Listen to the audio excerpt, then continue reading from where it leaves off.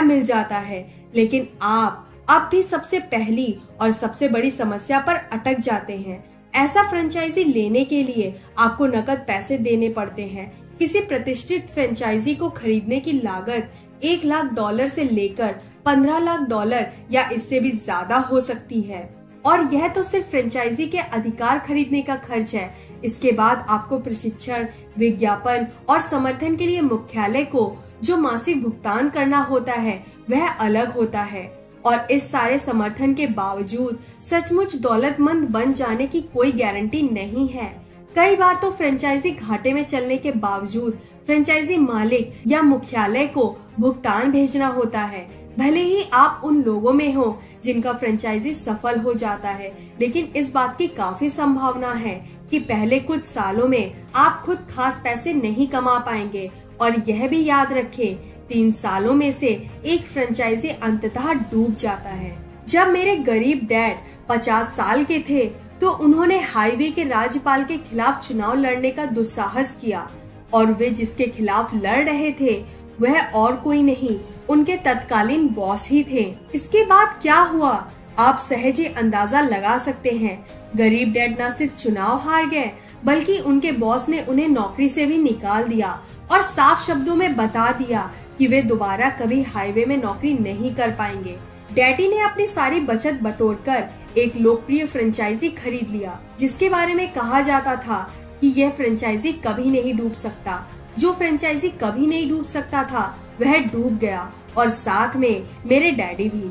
दरअसल उनका सब कुछ डूब गया। सिद्धांततः फ्रेंचाइजी का विचार बेहतरीन है, लेकिन वास्तव में यह एक जुआ है, और यह एक ऐसा जुआ है जिसमें आपको टेबल पर पहुंचने और खेलने का अवसर पाने के लिए ही बहुत भारी कीमत चुकानी पड़ती है। क्या आपने कभी पानी में उस स्प्रिंग वाले नलों का उपयोग किया है जो कुछ सार्वजनिक रेस्टरूम में पानी बचाने के लिए लगाए जाते हैं?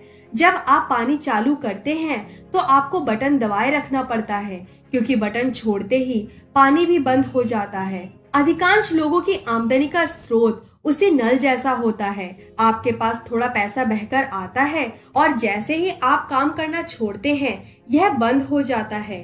इस तरह आप आर्थिक दृष्टि से कभी स्वतंत्र नहीं हो सकते। आपको तो पैसे का ऐसा नल चाहिए जिसे आप एक बार चालू करने के बाद खुला छोड़ दें और फिर यह अपने आप चलता रहे। यह आजकल और अगले सप्ताह आमदनी पाने के बारे में नहीं है, यह तो अनंत काल तक अपनी आमदनी सुरक्षित करने के बारे में है। यह निष्क्रिय आमदनी है जिसे रिशेड्यूल इनकम भी कहा जाता है, यानी ऐसी आमदनी जो बार बार आती रहती है। आपके मेहनत करने और आमदनी के उस स्रोत में आवश्यक पूंजी लगाने के लंबे समय बाद भी। खुद को बी क्वाड्रेंट में पहुंचाना इस दशा में एक शक्तिशाली कदम है, लेकिन सारे व्यवसायों में निष्क्रिय आमदनी नहीं मिलती है। यदि आप ऐसे रेस्टोरेंट के मालिक हैं तो आपको आमदनी तभी होगी जब आप खाना बनाएंगे और बेचेंगे। यदि आप एयर कंडीशनर की मरम्मत करने के व्यवसाय में हैं तो आपको आमदनी तभी होगी जब आप वह सेवा प्रदान करेंगे। यहाँ तक कि ऊंची आमदनी वाले डॉक्टर और वकील भी पैसा सिर्फ तभी कमाते हैं जब वे रोगियों या मुवक्किलों से मिलते हैं। यदि किसी रोगी या मुवक्किलों को किसी विशेष सप्ताह में उनके ज्ञान या सेवाओं की आवश्यकता नहीं है तो उनकी आमदनी का नल बंद हो जाता है और उस सप्ताह उसमें से कोई भी पैसा नहीं आता है। अधिकांश लोगों को निष्क्रिय आमदनी उत्पन्न करने वाले मार्ग की जरूरत होती है। इसी उद्देश्य से डोनाल्ड ट्रंप और मैंने मिलकर कई प्रकार के व्यावसायिक तंत्रों का मूल्यांकन किया जिनसे निष्क्रिय आमदनी उत्पन्न हो सकती है। हमने अपने परिणाम we want you to be rich पुस्तक में प्रकाशित किए, और वैसे यह सिर्फ हमारी पुस्तक का शीर्षक ही नहीं है। हम आपको सचमुच अमीर बनाना चाहते हैं। दौलत सीमित धन का खेल नहीं है। ऐसा भी नहीं है कि अगर आप अमीर बन गए तो आप मुझसे या डोनाल्ड से या किसी और से कुछ ले लेंगे। दरअसल हम जिस संसार में रह रहे हैं वह अद्भुत और प्रचुर है।